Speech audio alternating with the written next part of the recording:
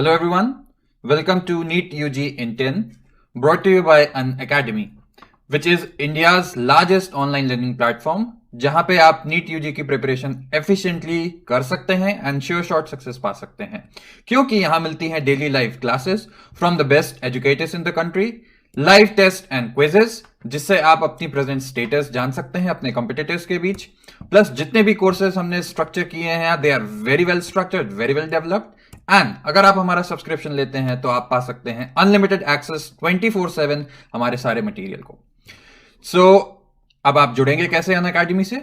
अगर आपके पास एंड्रॉयड है तो प्ले स्टोर पे, अगर iOS है तो ऐप स्टोर पे जाके अन अकेडमी लर्निंग ऐप डाउनलोड कीजिए एंड हमारा सब्सक्रिप्शन लीजिए, जिसके बाद आपको मिलते हैं और भी बेनिफिट्स। तो आप अपनी स्क्रीन पे देख रहे हैं कि डिफरेंट ऑप्शंस अवेलेबल हैं, लेकिन नीट यूजी की प्रिपरेशन में थोड़ा टाइम लगता है क्योंकि टफ है एग्जाम। तो 12 मंथ्स और 24 मंथ्स सबसे पॉपुलर ऑप्शन होते हैं एंड आप रेस्पेक्टिव प्राइसेस देख रहे हैं। लेकिन अगर आप लव 10 अपनी स्क्रीन पे नीचे आप देखेंगे रेड में लव 10, ये मेरा रेफरल कोड है। अगर आप इस कोड को यूज करते हैं तो आपको मिलता है 10% ऑफ टोटल प्राइस पे। तो मैं उम्मीद करूंगा कि आप ये कोड जरूर यूज करेंगे एंड 10% ऑफ का फायदा पाएंगे। कमिंग ऑन टू नेक्स्ट, मैं अपने बारे में बता दूं, मेरा नाम है Lav Kishore Srivastava and currently I am working as a researcher in McGill University Canada.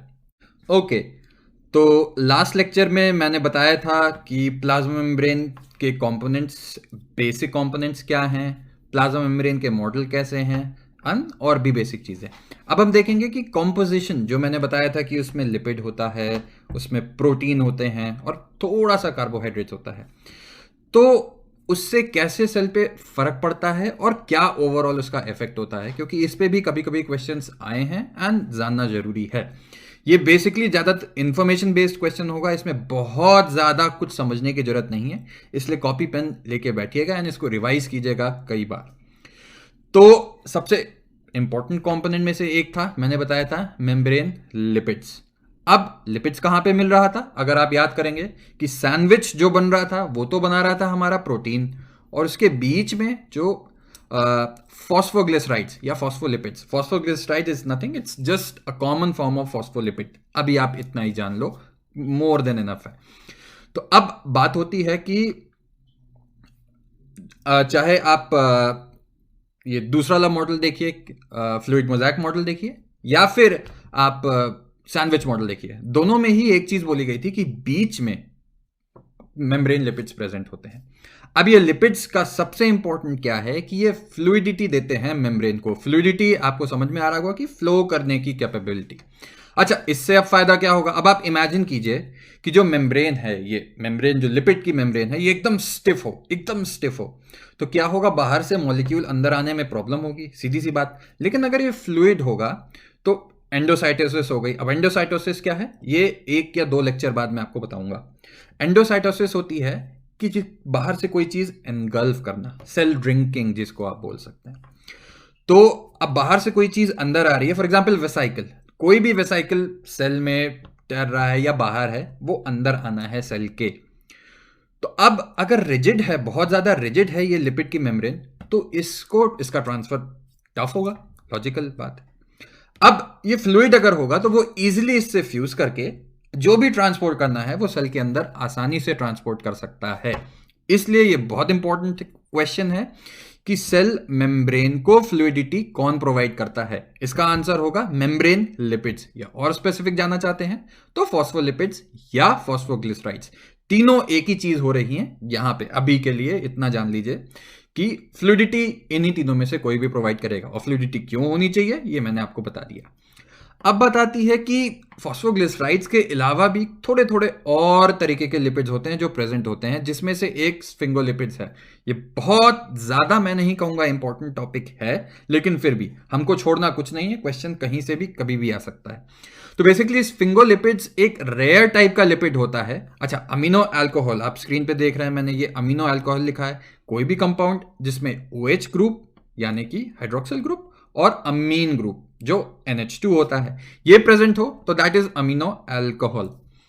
तो अब स्फिंगोसिन एक अमीनो अल्कोहल है, स्फिंगोलिपिड्स उसी के डेरिवेटिव होते हैं।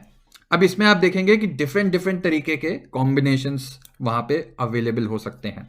अच्छा, अगर सब्स्टिट्यूशन है फॉस्फोरिल कोलिन जो कि स्फिंगोमाइलिन का एक मॉलिक्यूल है, तो इसमें सबसे इंपॉर्टेंट चीज होनी चाहिए कि यहां पे कोई ग्लिसरॉल की बैकबोन नहीं है। ये सब आप लिख लीजिए, इसको बहुत ज्यादा इसमें दिमाग लगाने की जरूरत नहीं है अभी, क्योंकि ये सब चीजें दोबारा आएंगी जब हम बायोमॉलिक्यूल्स पढ़ेंगे, तो वहां स्कोप रहेगा स्पेसिफिकली सिर्फ इनका डिस्कशन।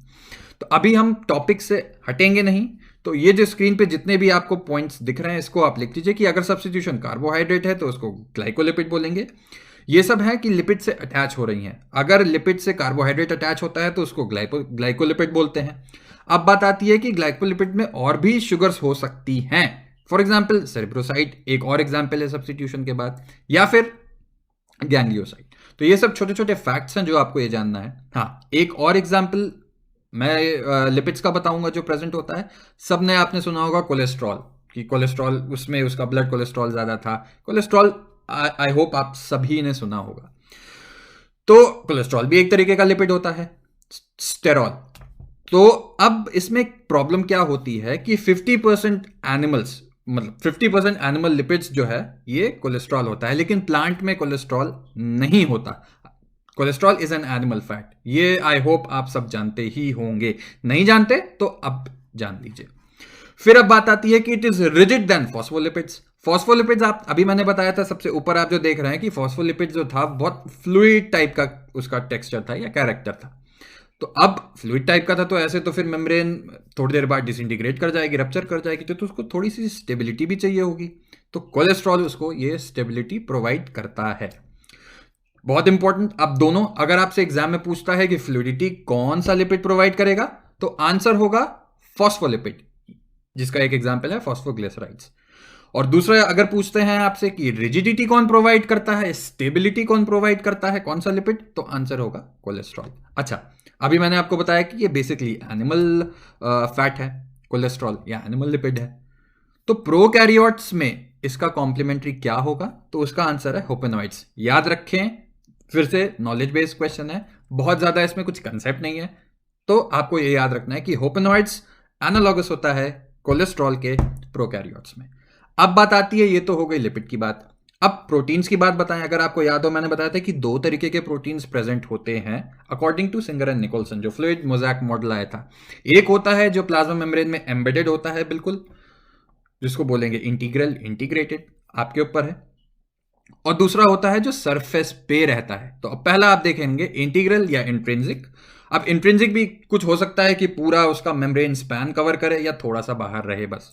दोनों तरीके के अवेलेबल होते हैं। अच्छा, इनका काम क्या होगा, जैसे आपको याद हो रहा होगा कि अगर अक्रॉस द मेम्ब्रेन है तो डेफिनेटली ट्रांसपोर्ट में मदद कर सकता है। वो एक चैनल प्रोवाइड कर रहा है जिससे बाहर से मॉलिक्यूल्स अंदर जा सकते हैं। ये हम पढ़ेंगे अपने अगले लेक्चर में, जो कि होगा मेम्ब्रेन ट्रांसपोर्ट का। तो ये तो मुझे आई होप कि ये क्लियर होगा। अब दूसरी चीज आती है, जो दूसरा मैंने बताया था एक्सट्रिंसिक प्रोटीन, जो मेम्ब्रेन के अंदर इंटीग्रेटेड नहीं होता, सरफेस पे ही रहते हैं बेसिकली। अब इनका क्या काम होता है, जो प्रोटीन्स जो है मैंने बताया, एंजाइम्स जितने होते हैं वो प्रोटीन्स ही होते हैं। इनकी अलग अलग एंजाइमेटिक एक्टिविटीज होती हैं जो सेल को रिक्वायर्ड होती हैं। तो ये बात हो गई प्रोटीन्स की। तीसरा कंपोनेंट जो सबसे ट्रेसेस में प्रेजेंट होता है या कम प्रेजेंट होता है, वो था कार्बोहाइड्रेट्स। तो मैंने बताया ग्लाइकोलिपिड्स या ग्लाइकोप्रोटीन्स। अगर कार्बोहाइड्रेट लिपिड से जुड़ता है तो वो ग्लाइकोलिपिड हो गया, प्रोटीन से जुड़ता है तो ग्लाइकोप्रोटीन हो गया। इनका बेसिक काम होता है सेल टू सेल सेंसिंग होना हो, या सेल का एनवायरनमेंट पता करना हो, कि सेल का एनवायरनमेंट भी सेल के लिए बहुत इंपॉर्टेंट होता है। ठीक, अब जैसे फॉर एग्जाम्पल फर्टिलाइजेशन हो गया। फर्टिलाइजेशन में क्या होता है, स्पर्म ओवा के पास जब जाएगा तो पता चलना चाहिए ना ओवा को कि स्पर्म आया है। तो ये सब रिकॉग्निशन, अब आप समझ रहे होंगे कि सेल सेल रिकॉग्निशन सिस्टम कैसे काम करेगा और क्यों जरूरत है। तो इसके लिए कार्बोहाइड्रेट्स की जरूरत होती है।